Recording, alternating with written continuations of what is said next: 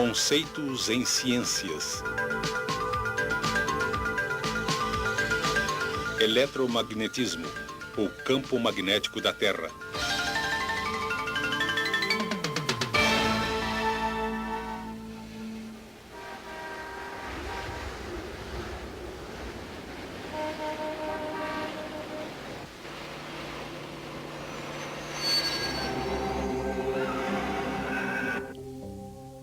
Neutralizando todos os campos magnéticos, seres de outros planetas poderiam parar toda uma cidade.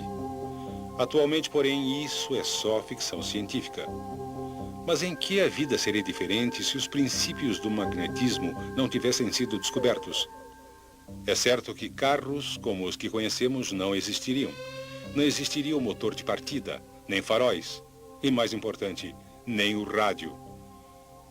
Não existiriam lâmpadas elétricas e nada que funciona com a energia de usinas convencionais. Sem elevadores, só os mais preparados poderiam morar acima do terceiro andar e não existiriam arranha-céus. Sorte nossa que o magnetismo foi descoberto. Já em 550 a.C., os gregos sabiam que o mineral que ocorria naturalmente, denominado magnetita, tinha uma misteriosa atração pelo ferro. O mineral recebeu o nome magnetita porque foi encontrado originalmente perto de Magnésia, na Turquia.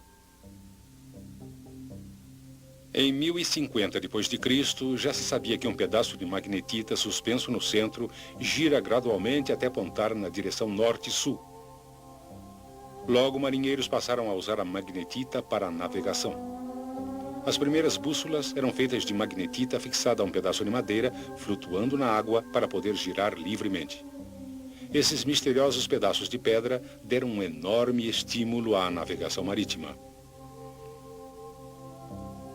Também ocorreram outros desenvolvimentos. Em 1269, Petrus Peregrinus, um cruzado francês, talhou uma esfera de magnetita. Polvilhou-lhe malha de ferro na esfera e observou que ela se dispôs em linhas. Estas linhas conectavam dois pontos na esfera que ele denominou polos. As linhas formadas pela limalha de ferro indicam a orientação norte e sul do campo magnético. Assim, uma bússola, colocada em qualquer lugar na esfera de magnetita, se alinhará com o campo magnético.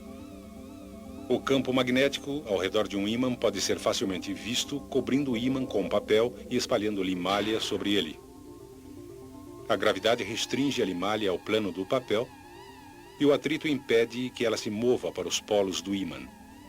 No espaço, quase sem a influência da gravidade, o padrão formado pela limalha de ferro toma um novo aspecto.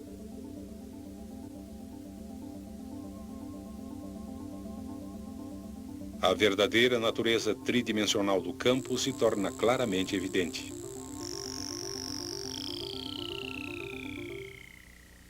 Porém, sem a força do atrito, a limalha migra rapidamente para os polos.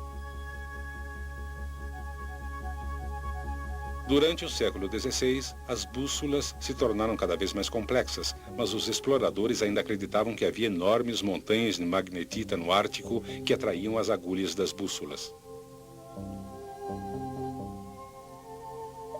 Em 1600, William Gilbert, cientista inglês, concluiu que todo o planeta era um enorme ímã com um vasto campo magnético estendendo-se entre dois polos. Mas qual polo magnético deveria estar no topo do globo? Sabemos que o polo norte de uma bússola aponta para o norte.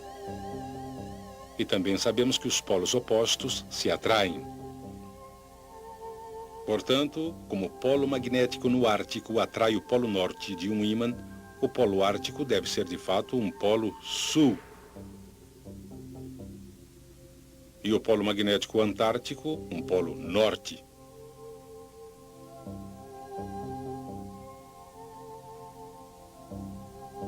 Desde que os nomes arbitrários Polo Norte e Polo Sul foram dados, os polos de todos os ímãs foram identificados da mesma maneira.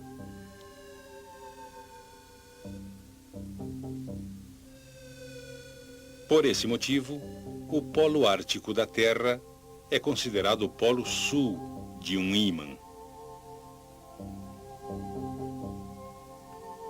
Em outras experiências, Gilbert aqueceu um ímã até ficar vermelho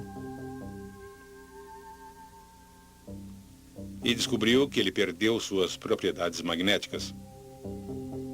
Com seu núcleo fundido, o interior da Terra também é extremamente quente e, portanto, sabemos que ele não funciona como um grande ímã. Mas sabemos que os polos magnéticos certamente existem. Diz uma teoria que é o núcleo de ferro líquido eletricamente condutor que gira em relação ao manto, que causa o campo magnético norte e sul da Terra.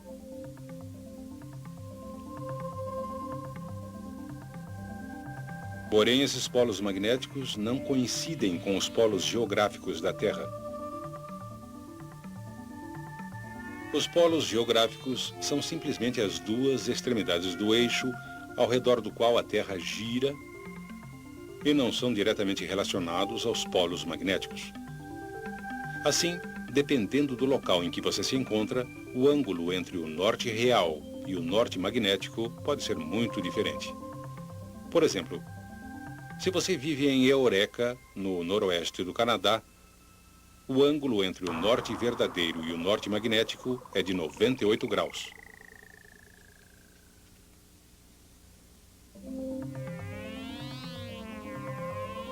Viajando para o oeste, Cristóvão Colombo foi o primeiro a notar pequenas variações nas indicações da bússola em locais diferentes.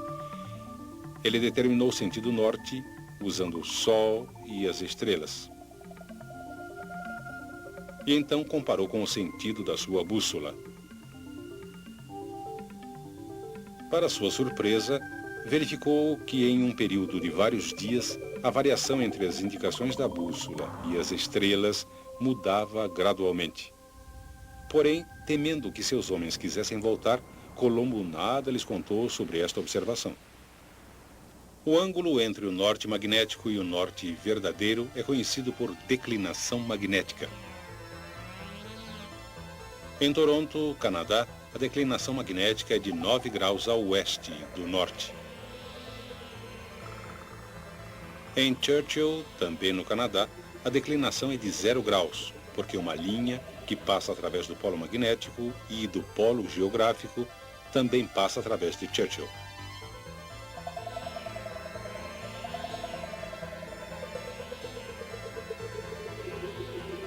Porém, a declinação em um local específico não se mantém constante, porque a localização dos polos magnéticos norte e sul não é fixa.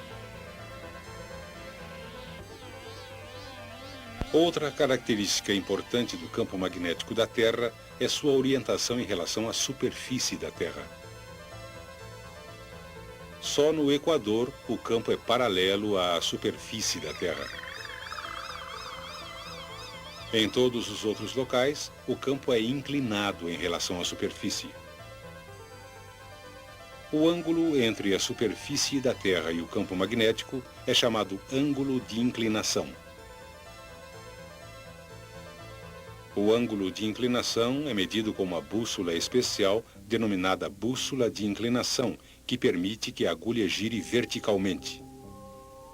Exatamente nos polos magnéticos, o campo é perpendicular à superfície. Obviamente, isso cria um grande problema quando navegamos em regiões polares com uma bússola magnética. E nesse caso, sem um conhecimento do campo magnético da Terra, você poderá acabar se movimentando em círculos.